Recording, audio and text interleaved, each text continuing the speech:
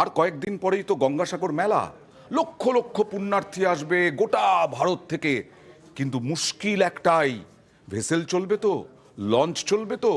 কারণ মুড়িগঙ্গায় একটা নতুন চর তৈরি হয়েছে। সেই চর যদি না পরিষ্কার হয় তাহলে সর্বনাশ। প্রশাসন কি করছে দেখুন।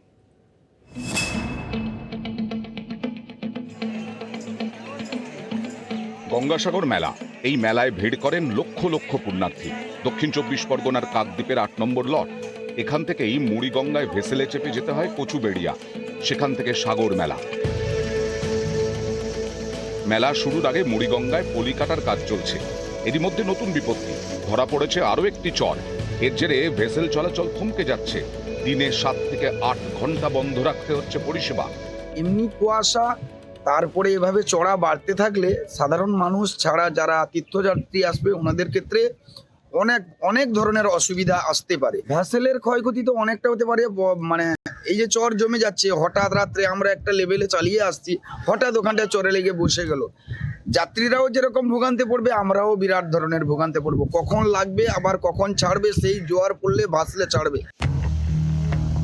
চর না কাটলে সাগর মেলার সময় ভেসেলে ভোগান্তি বাড়বে। তাই জরুরি বৈঠকে বসে দক্ষিণ 24 পরগনা জেলা প্রশাসন। ছিলেন সুন্দরবন উন্নয়ন মন্ত্রী, সেচ মন্ত্রীও। বৈঠক শেষে মুড়িগঙ্গায় পলি পড়া অংশে জলের গভীরতা মাপা হয়। ঠিক হয়, আরো বেশি যন্ত্র কাজে লাগিয়ে দ্রুত পলি তুলে ফেলা হবে। সামান্য একটা জায়গায় আবার নতুন করে একটা চর মতো তৈরি হয়েছে, তার জন্য আবার নতুন করে ড্রেসিং করাতে হবে। তার ব্যবস্থা ইতিমধ্যে আমরা করে ফেলেছি। আমি এটুকু দায়িত্ব নিয়ে বলতে পারি যে পুণ্যার্থী যারা আসবেন তাদের কোনো রকম কোনো অসুবিধা হবে না। আজ থেকে প্রায় 2016-17 সালে একটা জাহাজে ডুবেছিল, ফলে স্বাভাবিকভাবে সেই জায়গাতে একটু সিলটেশন হচ্ছে। তবে সেটা এমন কোনো সমস্যা দেখা দেবে না। আরও অতিরিক্ত ডেজার আগামী 25 তারিখের মধ্যে আসছে। ওই জায়গাটা আইডেন্টিফাই করতে পেরেছি। কুয়াশাতে ভ্যাসেল হারিয়ে যাওয়া যাতে না ঘটে তার জন্য অস্ট্রেলিয়া থেকে ফকলাইট আসছে এবং ইসরোর জিপিএস প্রত্যেকটা ভ্যাসেলে বসছে।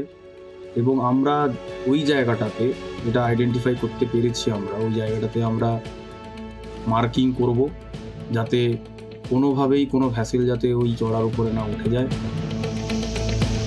কত দ্রুত পলি তুলে ফেলা সম্ভব সেদিকেই নজর সেচ দপ্তরের।